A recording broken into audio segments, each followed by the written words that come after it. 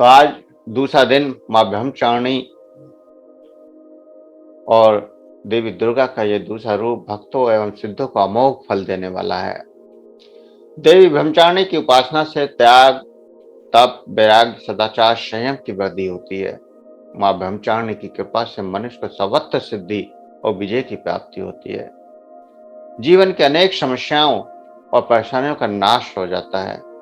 देवी ब्रह्मचारिणी का स्वरूप ज्योतिमय और दुर्गा की 9 शक्तियों में से द्वितीय शक्ति कहलाती हैं। ब्रह्म का अर्थ है तपस्या और चारिणी यानी आचरण करने वाली, अर्थात तप का आचरण करने वाली माँ ब्रह्मचारिणी कहलाती है। और ये देवी शांत और निर्गन होकर तप में लीन है। मुख पर कठोर तपस्या के कारण तेज और क्रांति का ऐसा अनूठा संगम है जो तीनों लोकों को उजागर कर रहा है। देवी ब्रह्मचारिणी के दाहिने हाथ में अक्षमाला है और बाएं हाथ में कमंडल है। देवी ब्रह्मचारिणी साक्षात ब्रह्मा का स्वरूप है, अर्थात तपस्या का मूर्तिमान रूप है। इस देवी के कई नाम हैं, जैसे तपस्चारिणी, अर्पणा और उमा।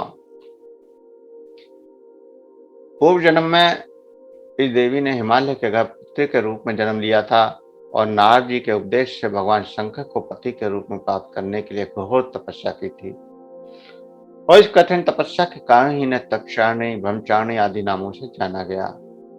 कहा जाता है कि 1000 वर्ष तक इन्होंने केवल फल फूल खाकर बिताए और 100 वर्ष तक केवल जमीन पर रहकर शाक पर निर्वाह किया और कुछ दिनों तक कठिन उपवास रखे और खुले आकाश के नीचे वर्षा और धूप के घोर कष्टों को सहा। 3000 वर्षों तक टूटे हुए केवल बिल्व पत्र खाए और भगवान शंकर की आराधना करती रहीं। इसके बाद तो उन्होंने सूखे बिल्व पत्र भी खाना छोड़ दिए। कई हजार वर्षों तक निर्जल और निराहार रहकर तपस्या करती रहीं। पत्तों को भी खाना छोड़ दिया, इसलिए इनका नाम अर्पणा पड़ गया। और कठिन तपस्या के कारण देवी का शरीर एकदम क्षीण हो गया। देवता, ऋषि, सिद्धगण, मुनि सभी ने ब्रह्मचारिणी की तपस्या को अभूतपूर्व पुण्य करते बताया, सराहना की और कहा कि हे देवी, आज तक किसी ने इस तरह की कठोर तपस्या नहीं की। ये आप से ही संभव थी। आपकी मनोकामना परिपूर्ण होगी और भगवान चंद्रमौली शिव जी तुम्हें पति रूप में प्राप्त होंगे। तब तपस्या छोड़कर वह घर लौट गईं और जल्द ही उनके पिता उन्हें लेने आ गए। माँ की ये कथा का सार है और जीवन की कठिन संघर्षों में भी मन विचलित नहीं होना चाहिए। माँ ब्रह्मचारिणी देवी की कृपा से सब सिद्धि प्राप्त होती है। जीवन के कठिन समय में, संघर्ष में या जब कोई कार्य ना बन रहा हो, उस समय माँ ब्रह्मचारिणी की आराधना आपको उस कार्य को सिद्ध कर देती है। जिस कार्य को करने में कठिनता हो रही हो, उस समय ब्रह्मचारिणी की साधना मुक्त की दे देती है, उस कार्य को सहजता से सफल कर देती है। तो ब्रह्मचारिणी अर्थात ब्रह्म, वह है जिसका कोई आदि या अंत ना हो, वह है जो सर्वव्याप्त, सर्वश्रेष्ठ है और जिसके पास कुछ भी नहीं।